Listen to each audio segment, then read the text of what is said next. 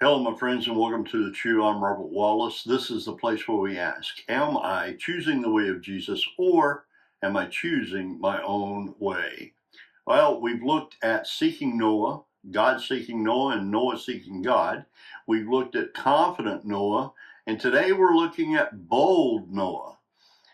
It's funny, isn't it, how we think of someone who is bold or has done something as bold as someone who is either crazy or daring. Either we admire them or we call them nuts based on their actions.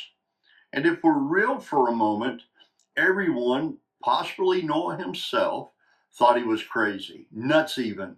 You and I are more than likely to have joined the chorus of the naysayers at Noah's project. I'm just being honest.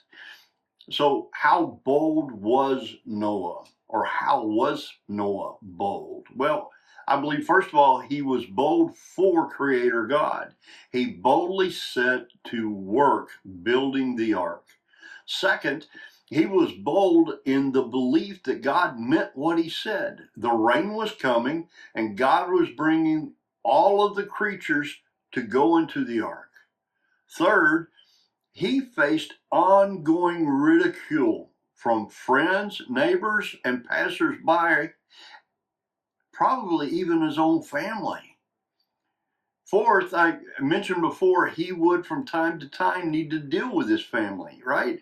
They're questioning his sanity. They're questioning this whole idea of building this mammoth ark in the middle of nowhere.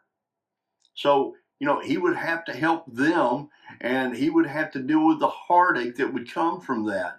It's just the way things are.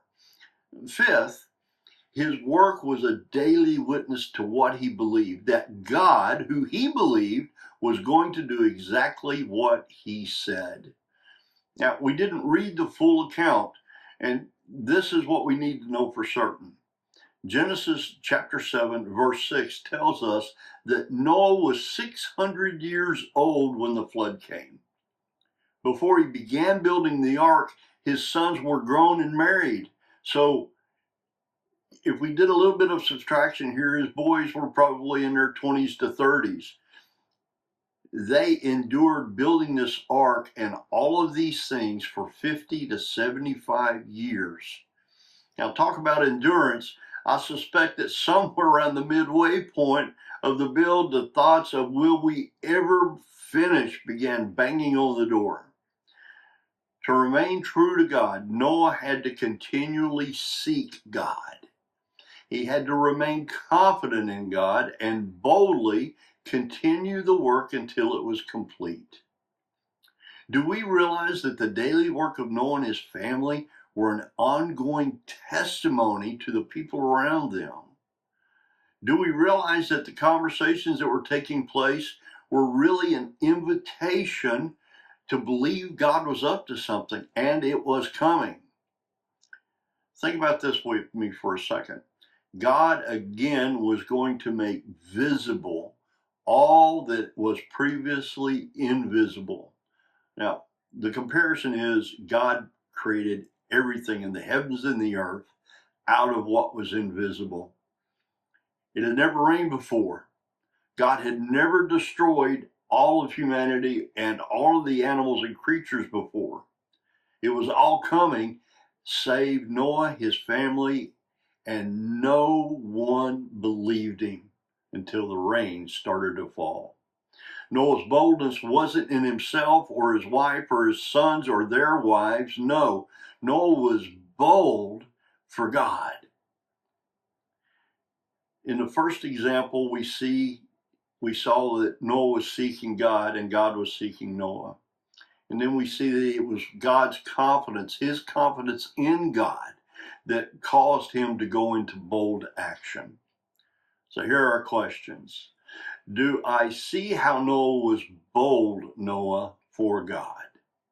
Am I willing to be bold for God myself? Am I bold for God with the confidence in God to take action as God gives me direction? Well, what is the Holy Spirit saying to me right now for today? Am I going to choose the way of Jesus that leads to a full life, or am I going to choose my own way?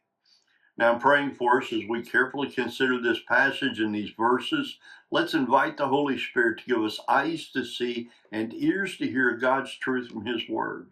Let's have receptive hearts and minds to receive these truths, and then let's ask the Father for the same boldness, commitment, and courage of Jesus to go out today and do what the Holy Spirit is leading us to do.